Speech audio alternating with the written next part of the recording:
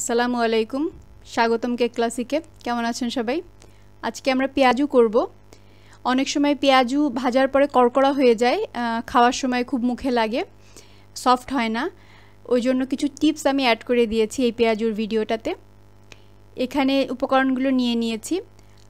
ডাল নিয়ে নিয়েছি 1 কাপ। মুসুরির ডালটা কিছুক্ষণ ভিজিয়ে রেখে বেটে নিতে হবে, অথবা ব্লেন্ডারে গুঁড়া করে ব্লেন্ড করে নিতে পারেন আর কি আপনারা। পেঁয়াজ কুচি দিয়ে নিচ্ছি 6টা-7টা পেঁয়াজ কুচি। ধনে পাতা দিয়ে নিচ্ছি 2 চা চামচের মতো।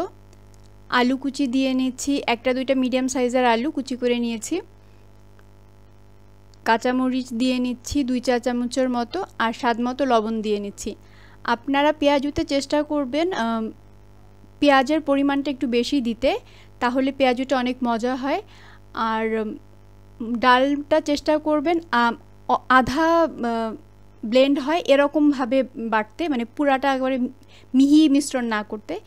এবার দিয়ে নিচ্ছি বেকিং সোডা 1 চিমটির মতো, হলুদের গুঁড়া দিয়ে নিচ্ছি 1 চা চামচের মতো, জিরা বাটা 1 চা চামচের মতো, রসুন বাটা 1 চা চামচের মতো, আর দিয়ে নিচ্ছি আদা বাটা 1 চা চামচের মতো। দিয়ে মিশ্রণটাকে ভালোভাবে আমরা মিশিয়ে নিব। মিশ্রণটাকে ভালোভাবে মিশিয়ে 5 থেকে 7 মিনিটের জন্য রেখে দিতে হবে। তাহলে হচ্ছে কিন্তু আপনার পেঁয়াজুটা বেশ একটা ক্রিস্পি ভাবটা ভালো আসবে আর কি, ভালো মতো আপনার জিনিসটা ম্যারিনেট করে রেখে দিলে। এবার হাতেই আমরা ছোট ছোট করে পেঁয়াজু বানিয়ে তেলের মধ্যে ছেড়ে দিচ্ছি। তেল পরিমাণ মতো নিয়েছি, গরম তেলে জাস্ট পেঁয়াজুটা ছেড়ে দিতে হবে। এভাবে 2-3 মিনিটের মতো পেঁয়াজুটা ভেজে নিতে হবে।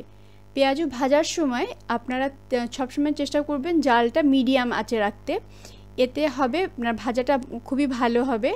বেশি আঁচে ভাজলে আপনার বাইরটা পুড়ে যাবে, ভিতরটা কাঁচা রয়ে যাবে। আর যদি কম আঁচে পেঁয়াজুটাকে ভাজেন আপনার সুবিধার জন্য, সেক্ষেত্রে হবে যে ভিতরে তেলটা বেশি সোক করে নেবে পেঁয়াজুটা, সেক্ষেত্রে জিনিসটা একেবারে তেল জবজবা একটা চপের মতো হয়ে যাবে আর কি। এজন্য মিডিয়াম আঁচে রেখে আপনারা পেঁয়াজুটা ভাজতে হবে এবং কিছুক্ষণ পর নেড়ে দিতে হবে। তাহলে হচ্ছে জিনিসটার মানে ফ্রাইটা খুব ভালো হবে আর কি। আমাদের পেঁয়াজুটা হয়ে গেছে, আমরা উল্টে আবার 2-3 মিনিটের মতো ভেজে নিয়েছি। এখন আমরা তেল থেকে তুলে নিচ্ছি পেঁয়াজুটাকে।